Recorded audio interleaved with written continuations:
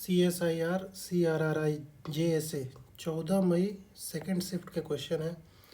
देखते हैं कौन कौन से क्वेश्चन है। What is the full form of bionic? Bionic का फुल फॉर्म क्या है? तो दोस्तों इसका आंसर होगा बाइनरी ऑटोमेटिक कंप्यूटर।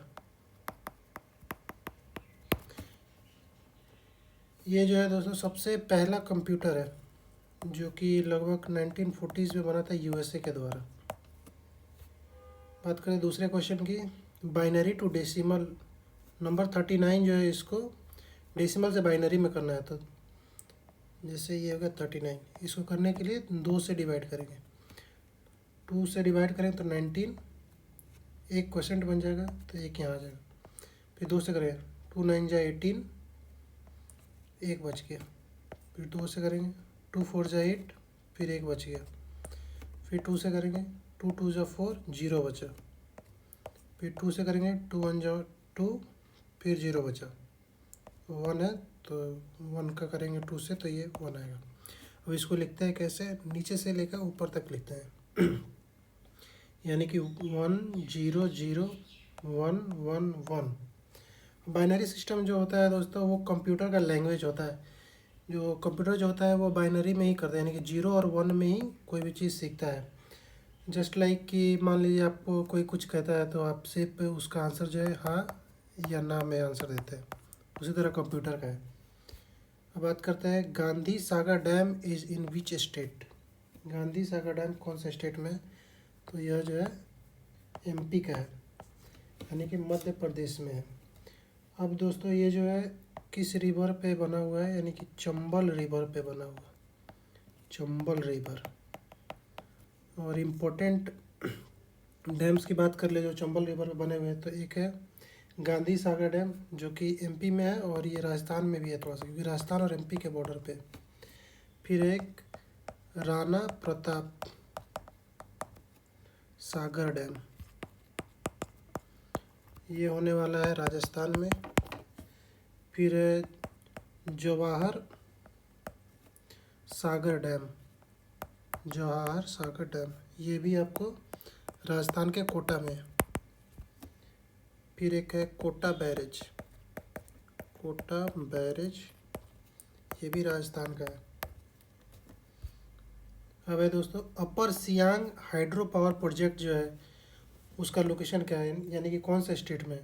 तो इसका आंसर है अरुणाचल प्रदेश, अरुणाचल प्रदेश। सियांग रिवर जो है वो ब्रह्मपुत्रा को ये बोलते हैं। जब ये अरुणाचल प्रदेश में एंटर करती है सियांग डिस्ट्रिक्ट से एंटर करती है, इसलिए इसका नाम सियांग पड़ गया है। और इसका ट्रिब्यूटरी का बात करें तो ये होता है दिबांग एंड लोहित, ये 2 नदियाँ जो है इसकी ट्रिब्यूटरी है, और ये बे ऑफ बंगाल में गिरता है। नोदी बंधन scheme was introduced by which state? तो यह दोस्तों वेस्ट बंगाल के द्वारा 25-26 में आया हुआ है, और इसका मेन जो एम है वो है फ्लड प्रिवेंशन, मतलब कि आपका बाढ़ रोकने के लिए मेन है। अब आता है Madras treaty was agreed between home, मतलब मद्रास ट्रीटी जो है वो किसके किसके बीच में हुआ था? तो मद्रास ट्रीटी जो है ये हुआ था British east India company, British east India company, और ये हुआ था किंग ऑफ मैसूर के बीच में हुआ था। मैसूर के किंग उस टाइम पे थे हैदर अली, और ब्रिटिश ईस्ट इंडिया कंपनी की तरफ से थे लॉर्ड हैरी वरेल। बात करें हैदर अली का जो समय था, यानी कि टेन्योर क्या क्या था, तो ये था 1721 से लेकर 1782 तक। और इस ट्रीटी में क्या साइन हुआ था? इस ट्रीटी में ये साइन हुआ था कि अगर फ्यूचर में कभी भी मैसूर पे अटैक होता है, यानी हैदर अली पे अटैक होता है, तो इंग्लिश जो ब्रिटिश ईस्ट इंडिया कंपनी के जो लोग थे, यानी कि इंग्लिशर्स जो थे, वो हैदर अली को सपोर्ट करेंगे, हैदर अली को सपोर्ट करेंगे। और इसमें जो वार प्रिजनर्स थे वो भी एक्सचेंज हुए थे, और कुछ जो है एरिया जो था वो भी एक्सचेंज हुआ था। अब बात करते हैं Madras treaty occurred in which year, year बोल रहा है तो ये हुआ था अप्रैल 1769 में। और इसी के साथ फर्स्ट एंग्लो मैसूर वार, एंग्लो मैसूर वार जो है वो ख़त्म हो गया था। फिर बात करते हैं जोधाबाई महल, जोधाबाई महल कब बना था, तो जोधाबाई महल 1569 में बना था। यह जो है दोस्तों लार्जेस्ट है, लार्जेस्ट पैलेस है, कहाँ पे, फतेहपुर सिकरी। और ये दोस्त ये किसके द्वारा बनवाया गया था, तो यह जो है मुग़ल एम्पेरर अकबर, इसके द्वारा बनवाया गया था। अकबर का जो टेन्योर होता है वो 1556 से लेकर 1605 है, यानी 1556 से लेकर 1605 तक अकबर था। अब बात करते हैं कि मीट में कौन सा विटामिन मिलता है, तो मीट में दोस्तों विटामिन जो मिलता होता है vitamin B12, vitamin A, vitamin B3 और विटामिन B6। विटामिन B12 जो है मोस्टली रेड मीट में मिलता है, रेड मीट में मिलता है, और मेन इसका काम होता है ब्लड बनाने का, और DNA सिंथेसिस में भी इसका यूज होता है। विटामिन ए की बात करें तो यह सबको ही पता है कि आँखों के लिए सही होता है, जैसे उसके अलावा विटामिन B3 जो है दोस्तों ब्रेन के लिए काम आता है। विटामिन B6 की बात की जाए तो ये मेटाबॉलिक फंक्शन इसमें यूज होता है, यानी खाना पचाने में। Middle part of eye is known as, आँख का जो बीच का भाग होता है उसको क्या कहते हैं, तो इसका आंसर होगा यूबिया। जो डार्क पार्ट होता है, डार्क पार्ट उसको बोलते हैं प्यूपिल, यानी कि आपके आँख में जो ब्लैक कलर का दिखेगा उसको प्यूपिल कहा जाता है। इसी से लाइट पास होता है, लाइट पासेस थ्रू इट। और दोस्तों आई के जो होते हैं और 3 इंपॉर्टेंट पार्ट होते हैं, एक तो होता है आपका कॉर्निया, ये होता है आउटर लेयर सबसे, फिर होता है मिडिल लेयर, इसको बोलते हैं लेंस, ये मिडिल पार्ट होता है, और रेटिना ये होता है आपका सबसे इनर पार्ट। और कॉर्निया जो होता है, जैसे किसी का भी आई ट्रांसप्लांट होता है तो कॉर्निया का ही ट्रांसप्लांट किया जाता है, यानी आई ट्रांसप्लांट। आप इस तरह से दोस्तों सोच सकते हैं कि जैसे लेंस जो हो गया, जैसे कैमरा हो गया, तो कैमरा में जैसे लेंस फोकस के काम आता है, और रेटिना समझ लीजिए आपकी जैसे फ़ोटो आपने क्लिक किया तो वो सेव करने का काम आया। होता है Indra Sagar dam was made on which river, तो सबसे पहले तो इंद्र सागर डैम जो है MP यानी कि मध्य प्रदेश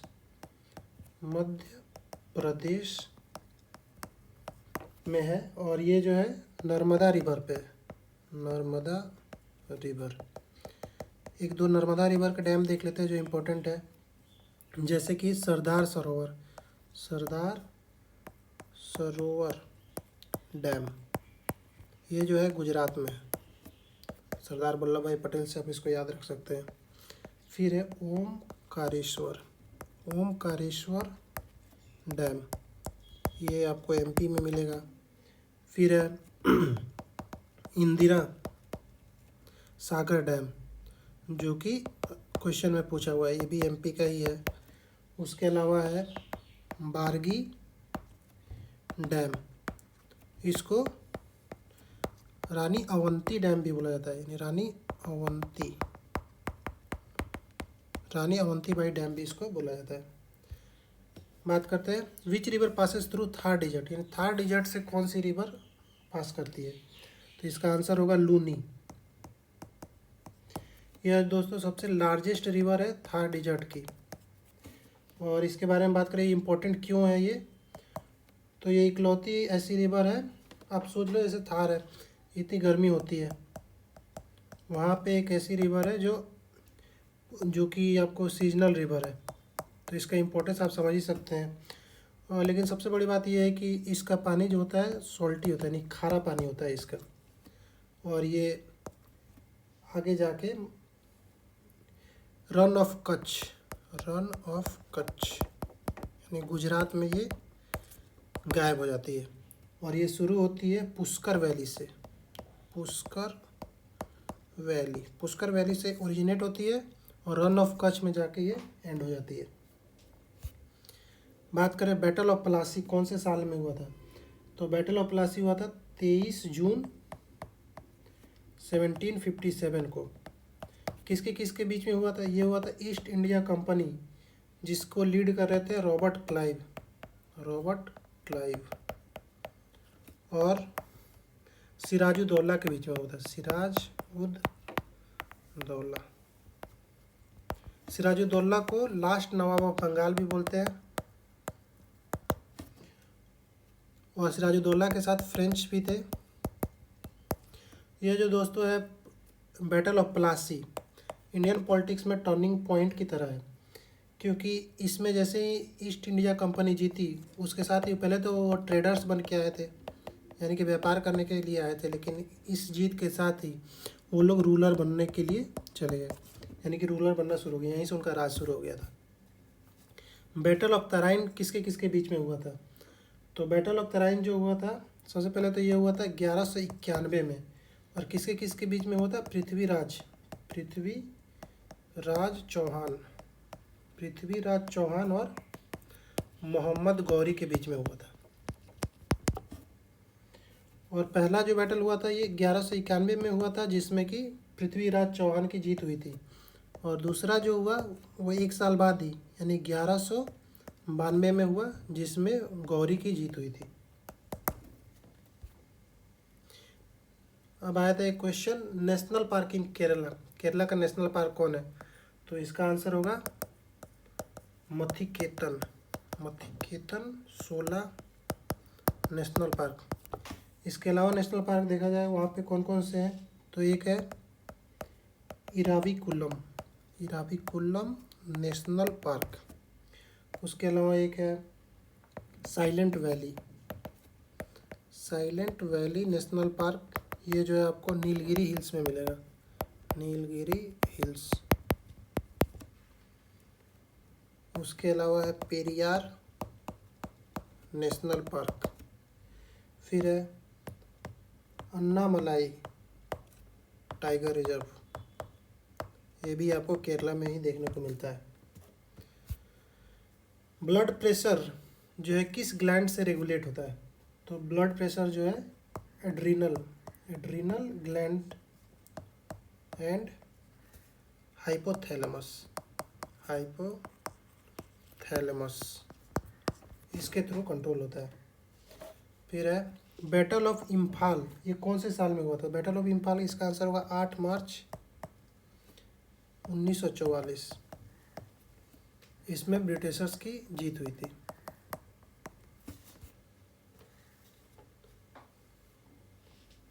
अब बात किया जाए केच मेमोरी के बारे में। केच मेमोरी से रिलेटेड एक क्वेश्चन आया, बताइए केच मेमोरी क्या है, ठीक है। तो केच मेमोरी जो होता है वो सीपीयू जो होता है, सीपीयू उसके जस्ट बाद में केच होता है। इसका काम क्या होता है कि एक तरह से छोटा मेमोरी की तरह होता है, जिसमें इम्पोर्टेंट डेटा सेव होता है। जैसे सीपीयू को ज़रूरत होती है, यहाँ से वो डेटा ले लेता है। लेकिन ये जो है केच जो होता है वोलेटाइल होता है। वोलेटाइल क्यों होता है, वोलेटाइल इसलिए होता है कि जैसे ही लाइट कटा, यानी जैसे ही आपने स्विच ऑफ किया, केच का मेमोरी जो होता है वो पूरा खाली हो जाता है।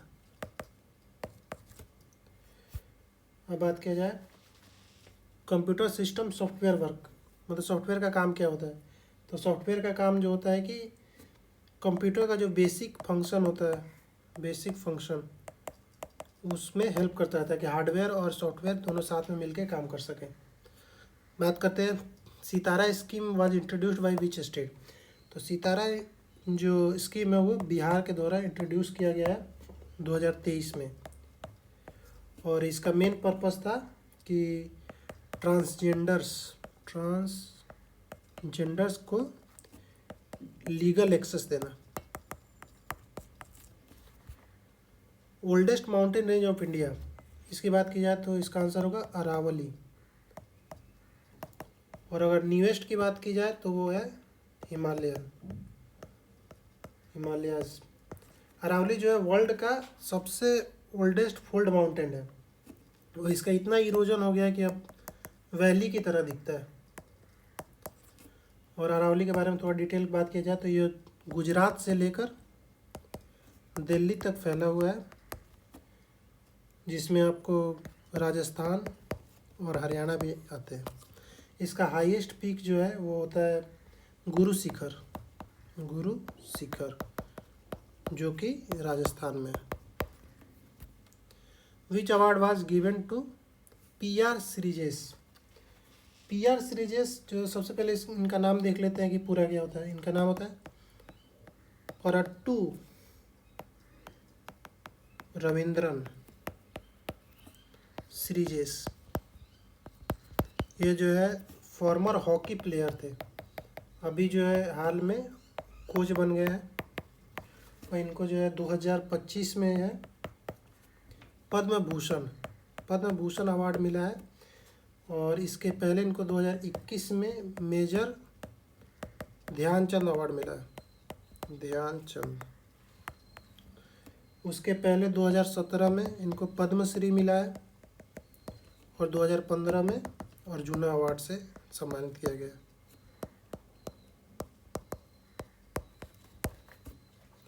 India's rank in world archery, मतलब कि वर्ल्ड आर्चरी तीरबाजी में इंडिया का क्या रैंक है, तो यह चौथा है। बात करें पहला का तो यह है साउथ कोरिया। दूसरा रैंक फ्रांस का है। तीसरा रैंक चाइना का है। चौथा इंडिया का और पांचवा इटली। विच ग्लैंड रिलीज बाइल, तो इसका आंसर होगा लीवर। लीवर से जो है एक डाइजेस्टिव फ्लूइड निकलता है जो खाना पचाने का काम आता है, इसको बाइल बोलते हैं। और यह जो है गॉल ब्लाडर में स्टोर होता है। बोला how many bones in healthy adult, मतलब कि स्वस्थ मानव शरीर में कितने हड्डियां होती है, तो इसका आंसर होगा 206। जब मानव जो होता है न्यूबॉर्न होता है, यानी जो छोटा बच्चा होता है, उसमें टोटल जो है हड्डियां 300 होती है। लेकिन जैसे जैसे वो बड़ा होता है सारी छोटी छोटी हड्डियां जुड़ के एक बड़ी हड्डी बना देती है, इसलिए लास्ट में जाके ये 206 हो जाता है। बात की जाए कि गुप्ता पीरियड में कौन सी भाषा का यूज किया था ऑफिशियली, तो गुप्ता पीरियड में संस्कृत ऑफिशियल लैंग्वेज थी। लेकिन साथ में दोस्तों प्राकृत लैंग्वेज का भी इस्तेमाल होता था। इसका इस्तेमाल जो है आम लोग यानी कि ऑर्डिनरी लोग यूज करते थे बोलने के लिए, कम्युनिकेशन के लिए। और संस्कृत जो है ऑफिशियल लैंग्वेज था, इसलिए इसका इस्तेमाल ज़्यादातर एकेडमिक में यानी एकेडमिक पर्पस के लिए यूज होता था। उसके बाद बात किया जाए टोटल नंबर ऑफ महाजनपद, महाजनपद कितने थे, टोटल नंबर ऑफ महाजनपद होते हैं 16। बात किया जाए जनपद की तो टोटल नंबर ऑफ जनपद होते हैं 22। अब बात करते हैं कि चोला आर्किटेक्चर के बारे में। चोला आर्किटेक्चर जो है वो द्रविडियन स्टाइल में है। चोला जो थे 9th से 13th सी इसका इनका पीरियड था। उसके अलावा चोला जो है वो टेम्पल बनवाए। इनके टेम्पल आज भी आप देखोगे तो यूनेस्को के वर्ल्ड हेरिटेज साइट में आपको दिख जाएंगे। और सिर्फ ये टेम्पल ही नहीं बनाते, ये बहुत अच्छे नेवी भी थे, नाविक। इनका नेवी इनका सुपर था।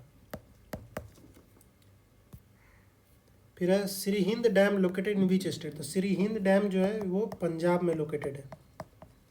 ये जो है दोस्तों one of the oldest dam है, और सबसे वन ऑफ द बिगेस्ट है, फॉर इरिगेशन पर्पस, यानी कि खेती करने के लिए जो है उसमें वन ऑफ द बिगेस्ट है।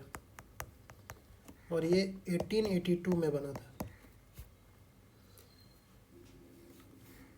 कैपेसिटी ऑफ डूइंग वर्क, मतलब काम करने की कैपेसिटी को क्या कहते हैं, तो इसको बोलते हैं एनर्जी, यानी कि आपके में कितनी एनर्जी है, इसी को बोलते हैं आपकी काम करने की क्षमता क्या है। इसके एसआई यूनिट की बात की जाए तो एसआई यूनिट जो होता है वाट होता है, और एक वाट जो होता है 1 जूल पर सेकेंड को बोला जाता है, और यह एक स्केलर क्वांटिटी है।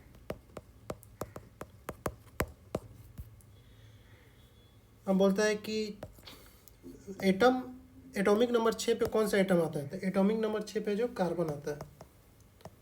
ये तो आपको याद होना ही चाहिए, 1 से 10 तक तो याद होना ही चाहिए। जैसे 1 में आपको हाइड्रोजन आता है, हाइड्रोजन, 2 में हीलियम, 3 में आता है लिथियम, 4 में बेरिलियम, 5 में बोरॉन, 6 में कार्बन, 7 में नाइट्रोजन, 8 में ऑक्सीजन, 9 में फ्लोरीन, और 10 में नाइट्रोजन, 10 में नियॉन।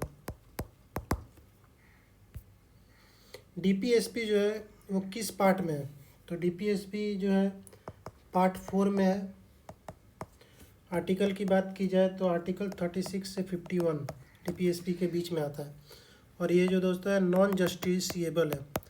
नॉन जस्टिसिएबल का क्या मतलब हुआ, नॉन जस्टिसिएबल का मतलब हुआ कि आप इसके अगेंस्ट में कोर्ट में नहीं जा सकते हैं, यानी कि आपका 36 से लेकर 51 तक में कोई भी राइट का वायलेशन होता है तो आप कोर्ट में जाके ये नहीं बोल सकते हैं कि मेरे राइट का वायलेशन हुआ है, क्योंकि यह नॉन जस्टिसिएबल है। और ये जो है आयरलैंड से लिया गया था, आयरलैंड के कॉन्स्टिट्यूशन से लिया गया था। बात करें अगर फंडामेंटल राइट्स की तो यह यूएसए से लिया गया है। और पार्लियामेंट्री सिस्टम इसकी बात की जाए तो यह लिया हुआ है ब्रिटेन से।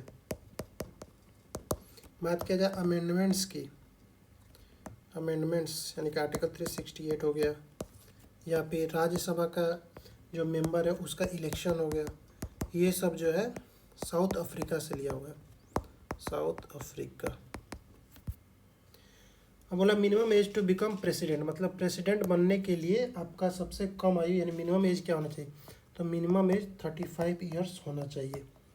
और यह दिया हुआ है आपको आर्टिकल 58 में। प्रेसिडेंट के लिए अगर आर्टिकल की बात की जाए तो ये होता है 52 से लेकर 62, इस बीच में प्रेसिडेंट के सारे आर्टिकल दिए हुए हैं। और बात किया जाए 15th प्रेसिडेंट ऑफ इंडिया की, तो 15th प्रेसिडेंट ऑफ इंडिया कौन है, वो है द्रौपदी मुर्मू जी। अगर पूछ लेता है कि पहले प्रेसिडेंट कौन थे, तो इसका आप आंसर कमेंट बॉक्स में दीजिए कि पहले प्रेसिडेंट इंडिया के कौन से थे। अब बोलता है how to give gap between two words, मतलब कि दो शब्द है, जैसे मान लीजिए ए बी, और इन दोनों के बीच में अगर गैप देना है तो कंप्यूटर में कौन सा की प्रेस करना होगा, तो इसके लिए दोस्तों स्पेस की प्रेस करना पड़ेगा, स्पेस की। एसआई यूनिट ऑफ चार्ज, तो एसआई यूनिट ऑफ चार्ज जो है वो कूलम्ब है।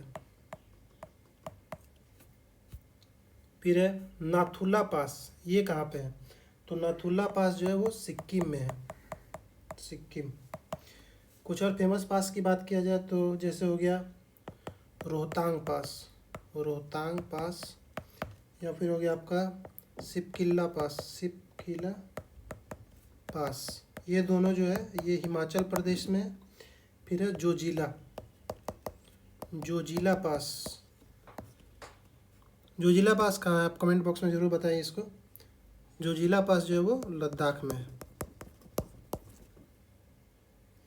और ये जो दोस्तों नाथुला पास है वो किसको किसको कनेक्ट करता है, तो नाथुला पास जो है दोस्तों सिक्किम को चाइना के तिब्बत से कनेक्ट करता है। बात करते हैं कि chymotrypsin release by which organ, तो यह जो दोस्तों है किस ऑर्गन से रिलीज होता है ये बताना है आपको।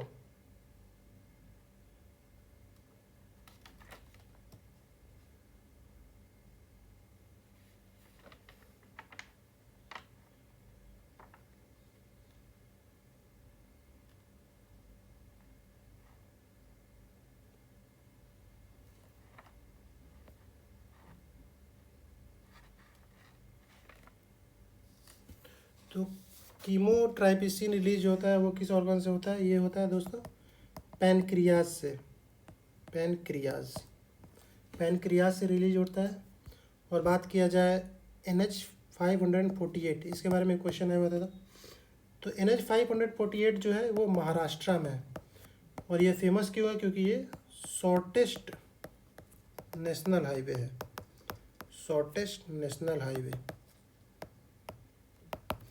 इसकी डिस्टेंस की बात किया जाए तो अप्रॉक्सीमेटली 5 किलोमीटर इसकी लंबाई है। और लॉन्गेस्ट NH की बात की जाए, यानी लॉन्गेस्ट नेशनल हाईवे की बात की जाए तो यह है NH44, जो कि श्रीनगर से लेकर कन्याकुमारी तक। इसकी लंबाई की बात की जाए तो लगभग 3745 किलोमीटर लंबा है। और यह दोस्तों 11 स्टेट को कनेक्ट करता है। बस यही था वीडियो में। अगर आपको वीडियो पसंद आया हो तो लाइक ज़रूर करें और कमेंट करें। साथ में दोस्तों अगर आपने चैनल को सब्सक्राइब नहीं किया है तो ज़रूर से सब्सक्राइब करें और अपने दोस्तों के साथ शेयर करना ना भूलें। Thank you. अगर आपको कोई भी क्वेश्चन अगर आपके पास है जो मैंने डिस्कस नहीं किया है तो आप उसको कमेंट बॉक्स में लिख सकते हैं, उसका आंसर दे देंगे। Thank you.